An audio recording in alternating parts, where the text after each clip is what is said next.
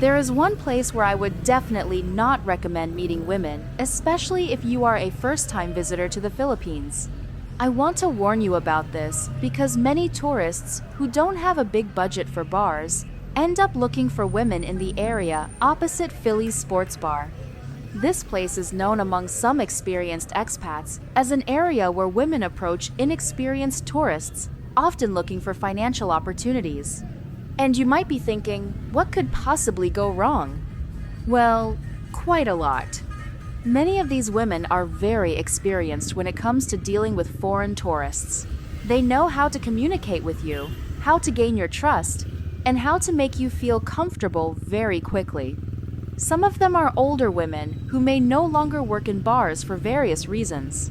And some may have serious personal or health-related problems that you simply won't know about when you first meet them. The problem is that you don't know who you're actually dealing with. And that's where the risks begin. The easiest thing that can happen is losing money. You might invite someone back to your room and later discover that cash or other belongings have disappeared from your wallet. There can also be health risks. You may be exposed to sexually transmitted or other infections and only discover the problem later. But there is an even more serious situation you need to be aware of. You could potentially be introduced to someone who is underage. And if that happens, you could find yourself in an extremely serious situation, including threats, blackmail, or problems with the police. Never assume that someone is an adult simply because another person introduced her to you. There is another risk that many tourists don't think about. Some people who work this way may not be operating alone. Other individuals can be involved behind the scenes, and they may know where you are staying. Imagine leaving with someone late at night, going back toward your hotel or apartment, and realizing that someone has been watching you. I am not saying this will happen every time, but these are exactly the kinds of risks that make this type of situation something I would personally avoid. And here's another thing you may notice. If you don't see anyone you are interested in, you may be told, "Wait here, we can call someone for you." And sometimes, a much younger woman may arrive later.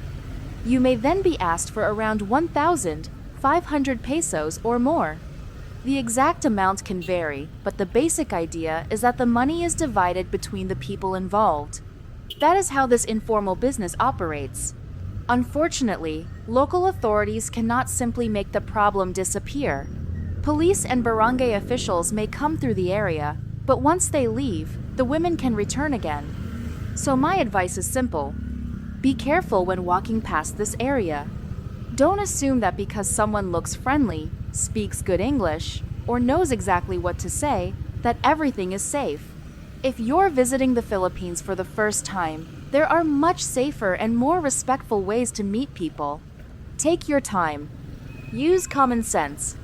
Don't let loneliness, curiosity, or a cheap price put you into a situation that could become very expensive or much worse. Stay safe, take care of yourself, and enjoy the Philippines responsibly. Thank you for watching, and I'll see you in the next video.